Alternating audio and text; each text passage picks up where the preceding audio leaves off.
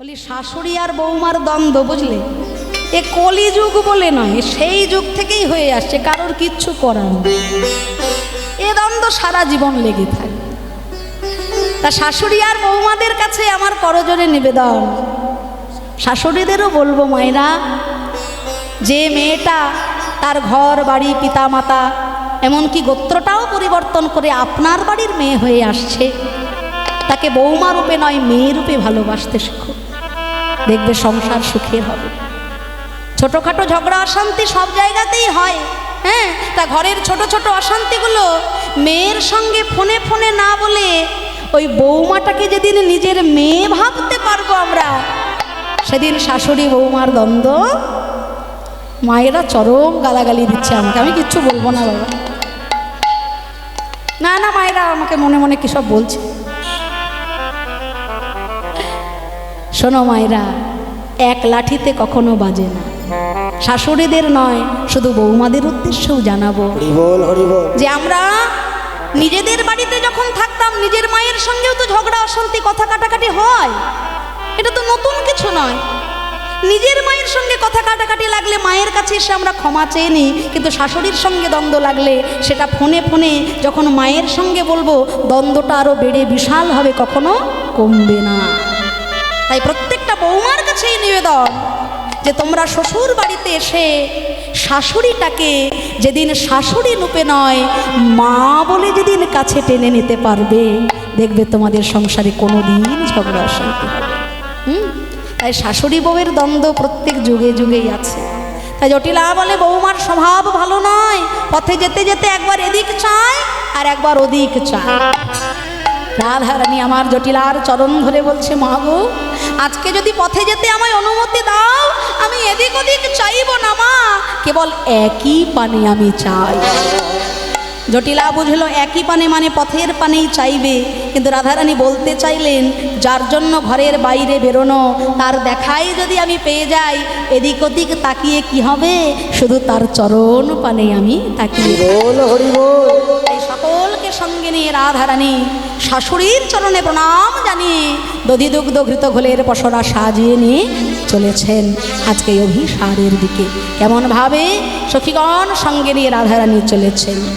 সময় অভিসারে চল বিনোদিনী রাধা, সময় অভিসারে চলে বিনোদিনী রাধা, সময় অভিসারে চলে বিনোদিনী রাধা, সময় অভিসারে চলে বিনোদিনী রাধা, সময় অভিসারে চলে বিনোদিনী রাধা।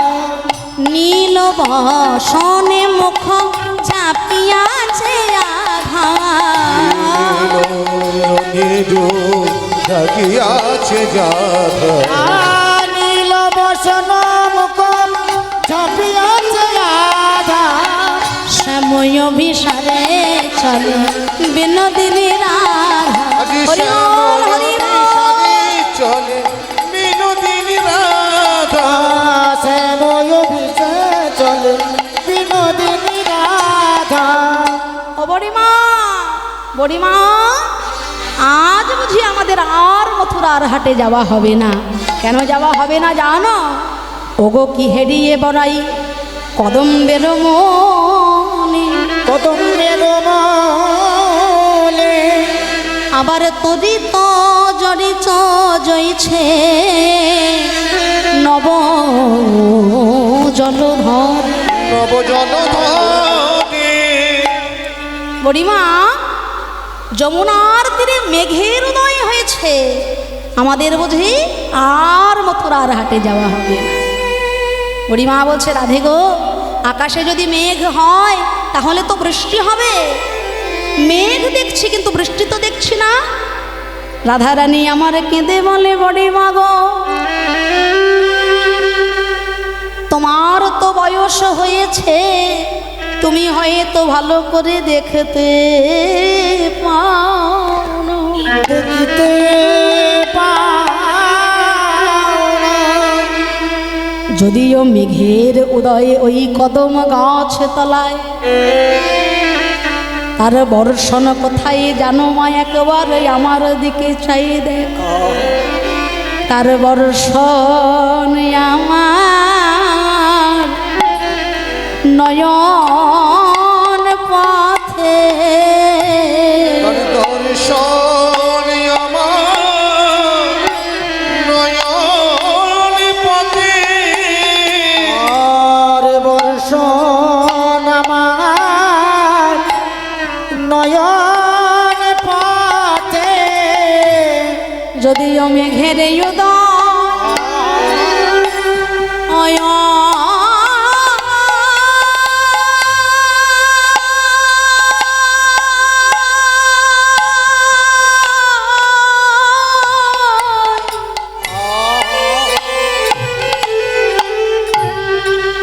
বডি মাগো মেঘের উদয় কদম তলাতে,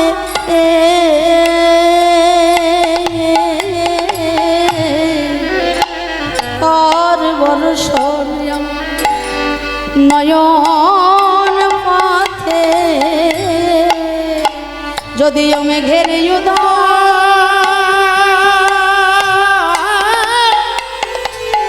ওই কদম তলাতে, আর বর্ষণ আমার নয়ন পথে, হরিবল হরিবল। মেঘের নয় কদম তলায়, কিন্তু তার বর্ষণ রাধারানীর নয়ন পথে। ভক্তের হৃদয় আকাশে উদয় করি, নয়নের পথে বহাই বাড়ি, ভালো করে চেয়ে দেখো। পরিমায় বলছে রাধে গো, আকাশে যদি মেঘ হয়, বৃষ্টি হয়, তাহলে তো রামধনু দেখা যায়। কই এখানে তো আমরা রামধনু দেখতে পাচ্ছি। হরি বল মাগো, জীবনে ভক্তি হলো প্রধান বস্তু। ভক্তি ছাড়া, অনুরাগ ছাড়া কোনোদিন সেই পুণ্যধন পাওয়া যায় না।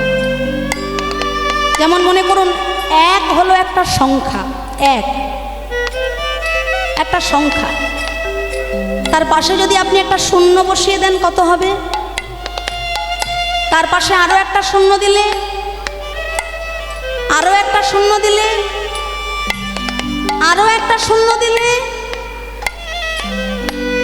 দেখুন একের পাশে যত শূন্য বসাচ্ছেন, সংখ্যার ভ্যালুয়েশন, সংখ্যার মান তত বেড়ে যাচ্ছে। কিন্তু সামনে থেকে কোনো একটা সময় যদি একটাকে আপনারা সরিয়ে নেন, পরপর এতগুলো শূন্য বসেছে, তার আর কোনো মূল্য থাকে? তাই এক হলো আমাদের জীবনে ভক্তির সমান। এই নরজীবনে ভক্তিরূপী এক হলো সবার আগে। এই যে এত আড়ম্বর, এত সুন্দর ব্যবস্থা, এত কীর্তনিয়া, এত দল, এত মন্দির, এত বিগ্রহ, সব কিছুর মূলে হলো ভক্তি। যেখানে ভক্তি আছে সেখানে বিগ্রহে আপনি প্রাণ, যেখানে ভক্তি নাই ভগবানও সেখানে নাই। এই ভক্তিরূপী এককে বজায় রেখে, আশ্রয় করে, আড়ম্বররূপী শূন্য আমরা যত বাড়াবো গোবিন্দ তত খুশি হবেন। কিন্তু সামনে থেকে ভক্তিরূপী এক যদি সরে যায়, मीरा कहे बिना प्रेम से नहीं मिले नंद लाला। তাই রাধারানী বলছে, বড়িমা যদিও মেঘের নয় ওই কদম গাছ তলায়, কিন্তু তার বর্ষণ অভাগিনী রাধার নয়নের পথে। বড়িমাই বলছে, রাধে আকাশে মেঘ হলে, বৃষ্টি হলে রামধনু দেখা যায়, তা কই এখানে তো আমরা রামধনু দেখতে পাচ্ছি না। রাধারানী বলছে, বড়িমা তুমি দেখতে পাচ্ছ না?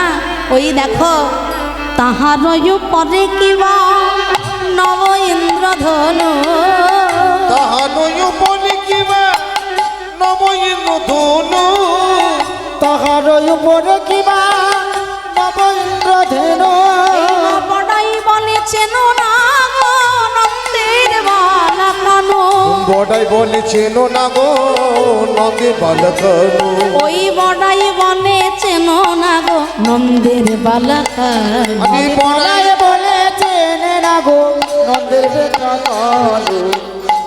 ভালো করে বুঝে দেখুন রাধারানী কি বলছেন।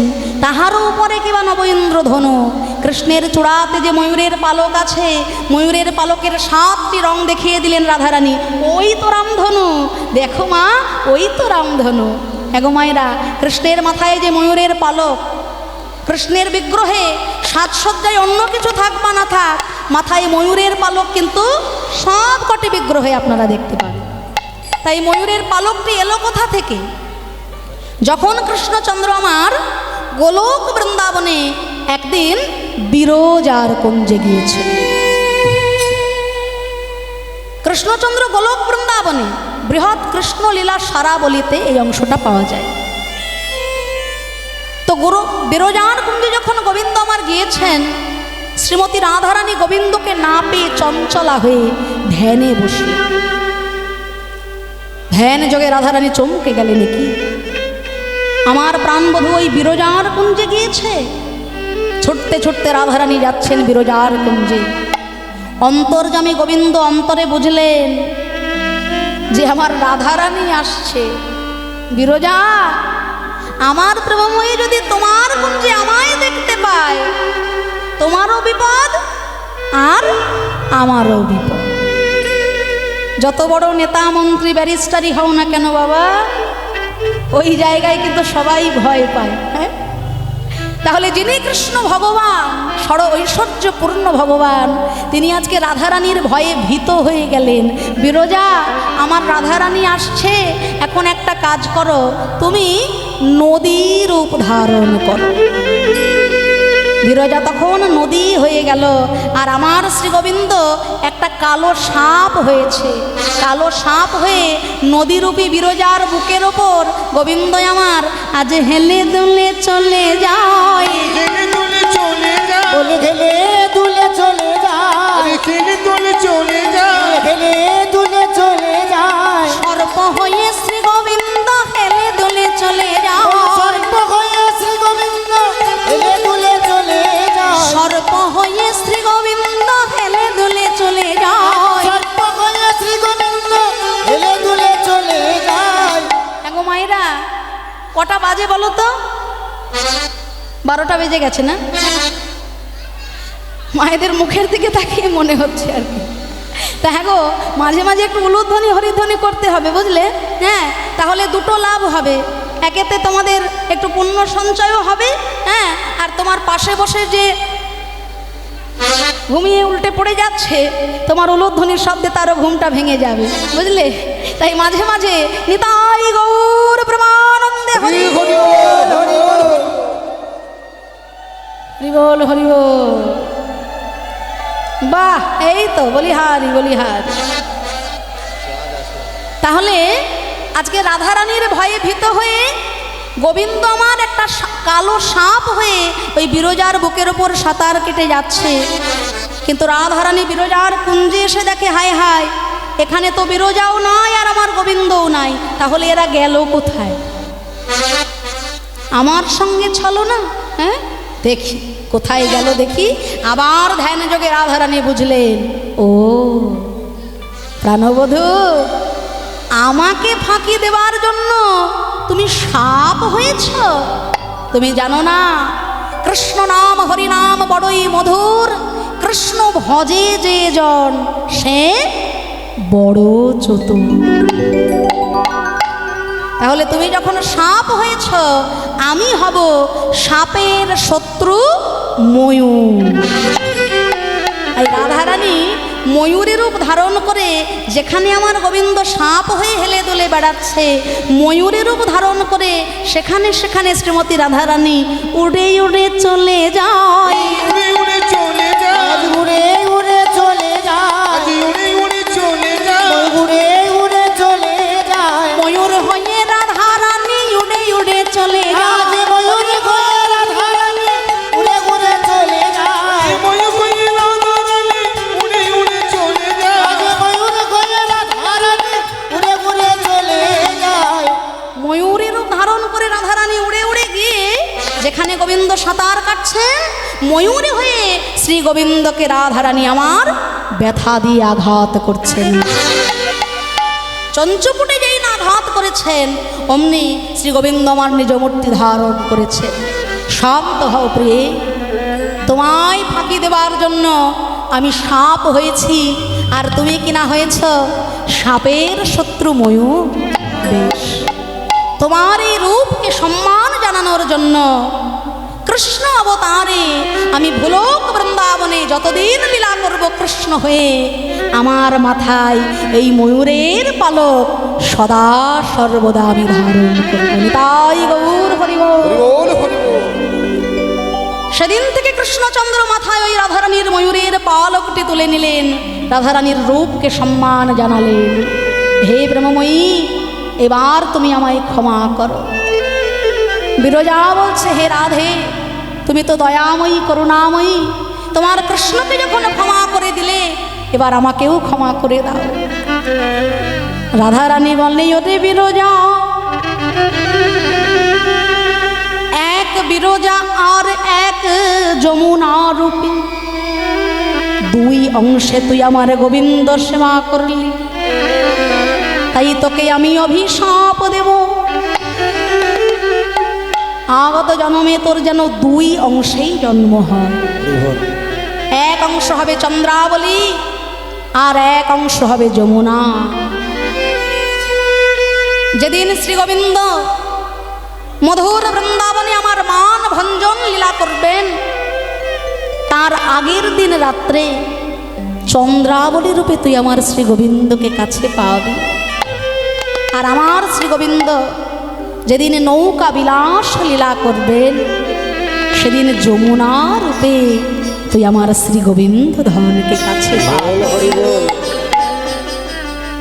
বিরজা তখন কেঁদে বলে, ওগো রাধে গো, ওগো রাধে গো, না না, আমি তোমার আশীর্বাদ চাই না রাধে, চাই না রাধে। তোমার অভিশাপ যে এত মধুময় তা তো আমার জানা ছিল না রাধে। তুমি যেই দুটোই অভিশাপ দিয়েছ তার একটাও যেন আমার ফলে, একটাও যেন হরি আমার বল। ফলে, একটাও যেন আমার ফলে, যেন কৃষ্ণ বলে কাঁদতে পারি, একটাও যেন আমার ফলে, কৃষ্ণ বলে কাঁদতে পারি, একটাও যেন আমার ফলে। কৃষ্ণ বলে কাঁদতে পারে, কৃষ্ণ প্রাপ্তির পথে দাঁড়াইয়ে। হরি বল, হরি বল। প্রাপ্তির পথে দাঁড়াইয়ে, একটাও ফলে, প্রাপ্তির পথে দাঁড়াইয়ে, যেন কৃষ্ণ বলে কাঁদতে পারি, কৃষ্ণ যেন আমার ফলে। তাই রাধারানী গোবিন্দের সঙ্গে কথোপকথন করবার জন্য বুড়িমাইকে সব কিছু জানাচ্ছেন। আর আমার শ্রী গোবিন্দ যখন দূর থেকে দর্শন করছেন যে তার প্রেমময়ী রাধারানী এসেছে, গোবিন্দ আমার ধীরে ধীরে এগিয়ে চলেছেন। অমনি সখীগণ বলছে, কে হে তুমি? রহ রহ রহ বল পথ আগলি লগে, রহ রহ রহ বলি পথে আগুলি অগি, দান দাও বলি পথ হাত দাও দাও, দান দাও বলি বলে এ দ্বিজ মাধবের বাণী কে তোমায় করেছে দানি, নিজ মাধব দানি কে তোমাকে দিল দানি, ললিতা দোলায় নিজ মাধ যাও যাও, যাও জানি না মানি নাহি, যাও জানি না মানি রাধে, কে তোমায় করেছে দানি, যাও জানি না মানি নাহি। ওই কে তোমায় করেছে জানি, যাও জানি না মানি রাধে। আমার গোবিন্দ বলছে, শোনো হে বিনোদিনী, আমাকে এত অবহেলা করো না, আমাকে এত তুচ্ছ তাচ্ছিল্য করো না। কংস রাজার কাছে আমি চাকরির জন্য আবেদন পাঠিয়েছিলাম, বুঝলে? তা কংস রাজা আমার রূপে গুণে মুগ্ধ হয়ে আমাকে একসঙ্গে দুটো চাকরি দিয়ে দিয়েছেন। আজকালকার দিনে একটা চাকরি পেতে গেলে মাথার ঘাম পায়ে পড়ে, আর বলছেন উনি নাকি দুটো চাকরি পেয়েছে। হ্যাঁ, কি অবস্থা দেখুন। বলছে দুটো চাকরি কি জানো? ঘাটের ঘাটওয়াল আমি, পথে মহাদানী, আজ দান দিতে হবে তুমি শোনো বিনোদিনী। বলছে ঘাটের ঘাটওয়াল আমি, পথে মহাদানী। ঘাটের ঘাটওয়াল, প্রত্যেকবার যারা যারা আমার এই পার ঘাটাতে আসে আমি তাদের পার করে দিই। এটা আমার জন্ম জন্মান্তরের কাজ। তবে হ্যাঁ, ফেলো করি মাখো তেল, বিনে পয়সায় আমি কাউকে কোনো দিনও পার করি। যারা আমার নৌকায় উঠতে গেলে 16 আনা করি দেয় তাকেই আমি সম্পূর্ণরূপে পার করি। যারা যারা 4 আনা করি দেয় তাদেরও আমি নৌকায় তুলি, কিছু দূর নিয়ে যাওয়ার পরেই তাদেরকে নৌকা ডুবি করি। যারা যারা 8 আনা দেবে তাদেরও নৌকায় তুলি, তাদেরকে মধ্যসাগরে নিয়ে যাওয়ার পর নৌকা ডুবিয়ে। যারা 12 আনা করি দেয় তাদেরও নৌকায় তুলি, মধ্যসাগর পার করার পরে আরও কিছুটা গিয়ে, মানে যাকে বলে তীরে এসে তরি ডুবল, সেইভাবে তাদেরও ডুবিয়ে দিই। আর যারা 16 আনা করে দিতে পারি, হ্যাঁ গোবিন্দ তোমার হলাম বলে, যারা আমায় 16 আনা করি দিতে পারিবে, তাদের আমি সম্পূর্ণরূপে ভবসাগর পার করে দিই। হরিবল হরিবল মায়েরা, এই যে হরিবাস, যারা যারা অল্প কিছুক্ষণ কীর্তন শুনে চলে যাবে তাদের 4 আনা করি সঞ্চয় হবে। যারা অর্ধেক কীর্তন শুনে উঠে চলে যাবে তাদের 8 আনা করি সঞ্চয় হলো। যারা 12 আনা কীর্তন শুনে চলে যাবে তাদের 12 আনা করে সঞ্চয় হবে। আর আপনাদের মতো রসগ্রাহী শ্রোতা যারা সংসারের সব কাজ কর্ম সব কিছু উপেক্ষা করে, প্রত্যেকের বাড়িতে দামি দামি খাট আছে, খাটের ওপর ফ্যান ঘুরছে, কিন্তু সর্বসুখ জলাঞ্জলি দিয়ে চটের ওপর মাটির ওপর সারা রাত ব্যাপী আপনারা হরিনাম সংকীর্তনে মনোনিবেশ করেছেন, এটা অল্প ভাগ্যের বিষয় নয়।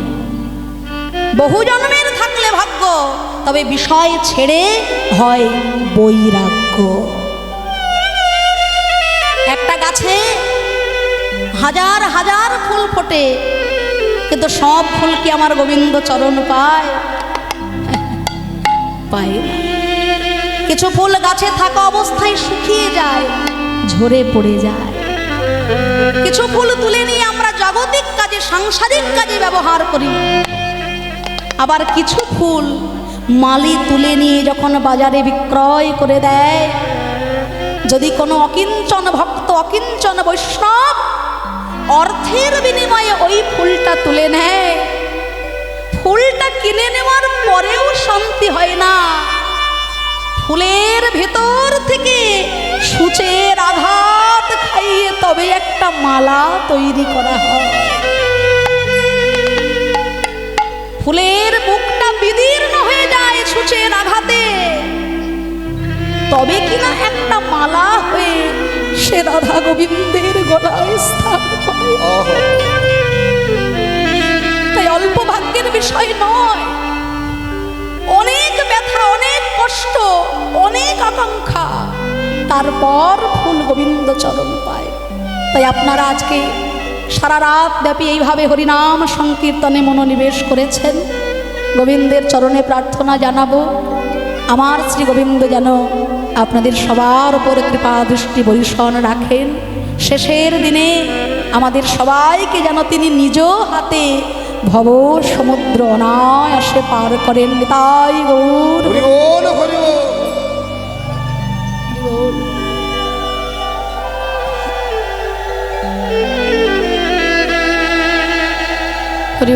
হরি বল।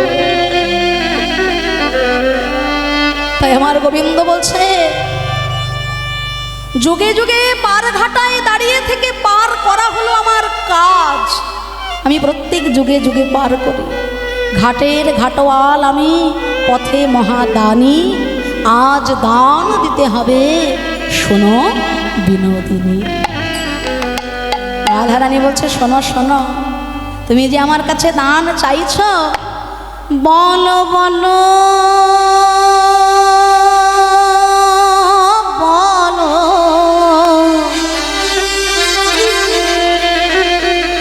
বলো বলো বলো বলো বলো,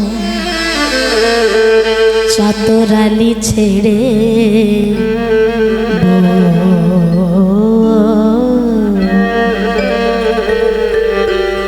বলো কোন কোনে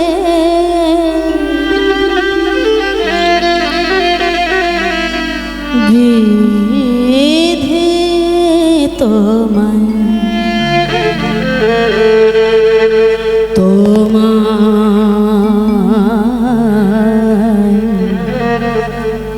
দানি করেছে।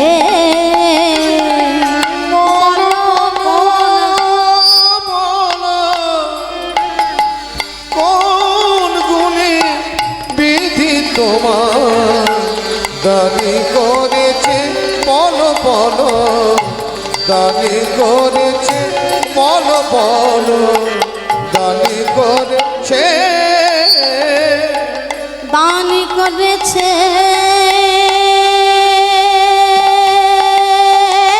দানি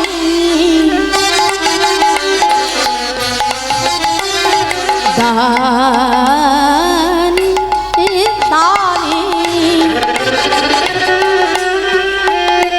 তোমায় দানি দানি করেছে, দানি করেছে, দানি করেছে, দানি করেছে, ঘটে ঘাটওয়ালি দিয়েছে, দানি করেছে, বলো কোন গুণে বিধি তোমার দানি করেছে, বলো বলো, দানি করেছে, কোন গুণে বিধি তোমার দান করেছে, বলো দান করেছে। রূপেতে ভ্রমরা ভ্রমরা ভ্রমরা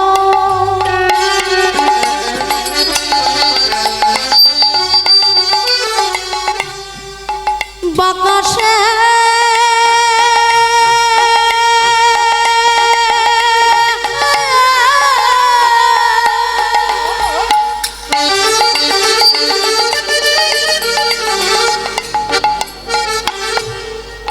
তুমি একবার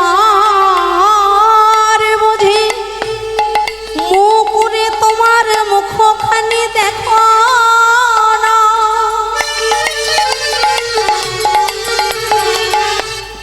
দেখলে মন কথা কইতে না হে।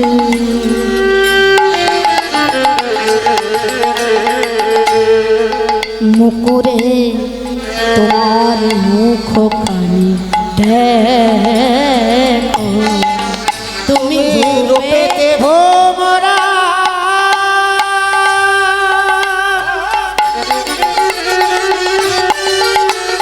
রূপেতে ভ্রমরা, গুণে নদী চরা, ধনেতে ধবলি বসতি গাছে, যিনি পোড়া কাষ্ট বরণয় অজনী পোড়া কাষ্ট, বদন উৎকৃষ্ট, তোমার বচন সমিষ্ট জানাই আছে, বলো কোন গুণে বিধি তোমার দান করেছে, বলো দান করেছে, বলো বলো কোন গুণে বিধি তোমার দানি করেছে, বলো বলো, দানি করেছে,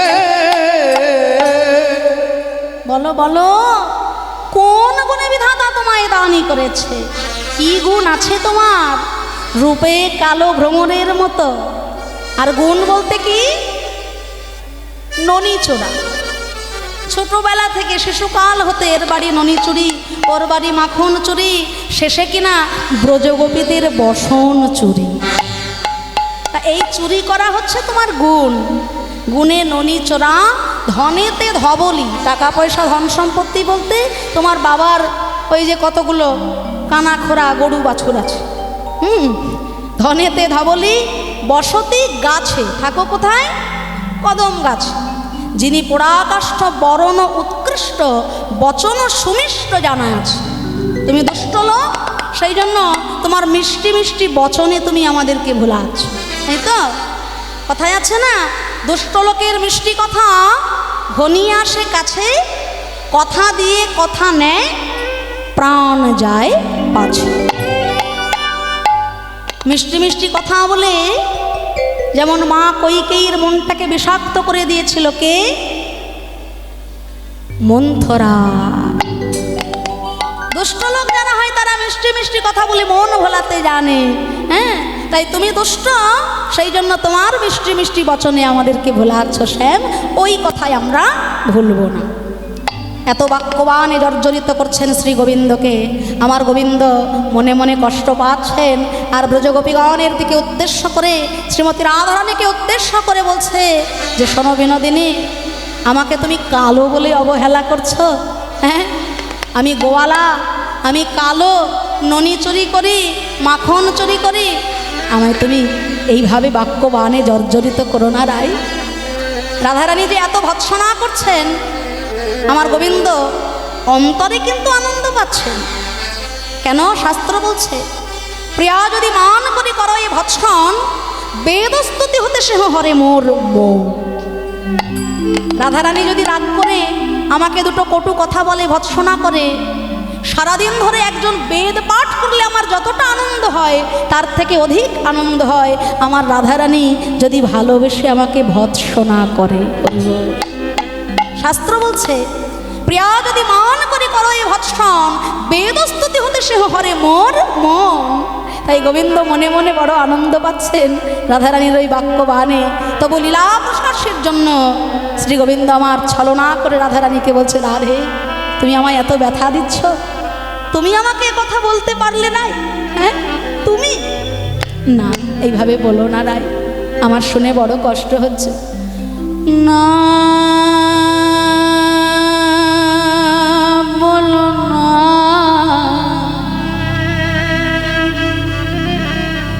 বলো না,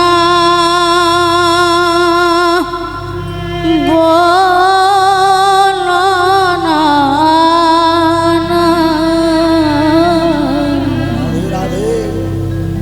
বলো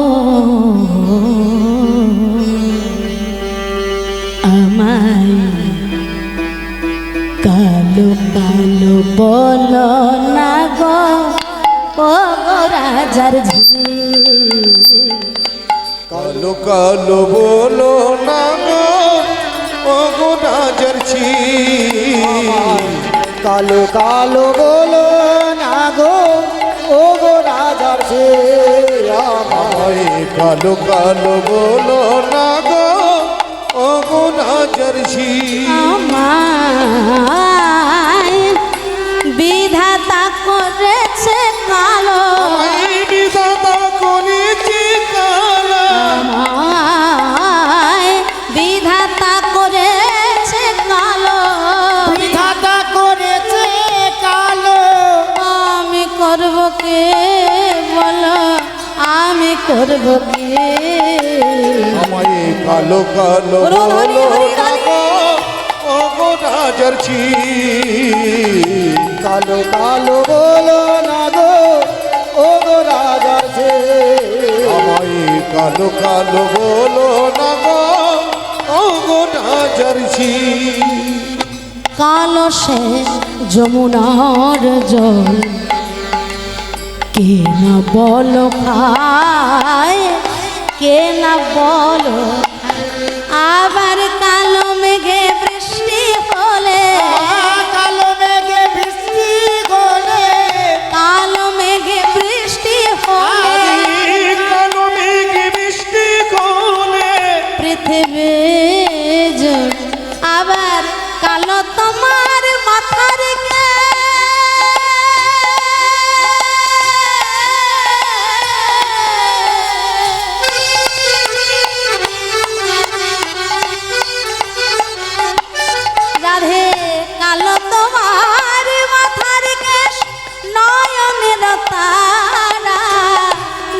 শাড়ি পরে যায় নীল শাড়ি পরে যায় নীল শাড়ি পরে যাও দিয়া বাহনারা রাধে দিয়া বাহনারা কালো কালো বলো না গো ও গো রাজার ছি কালো কালো বলো না গো ও গো রাজা রে আরে কালো কালো বলো না গো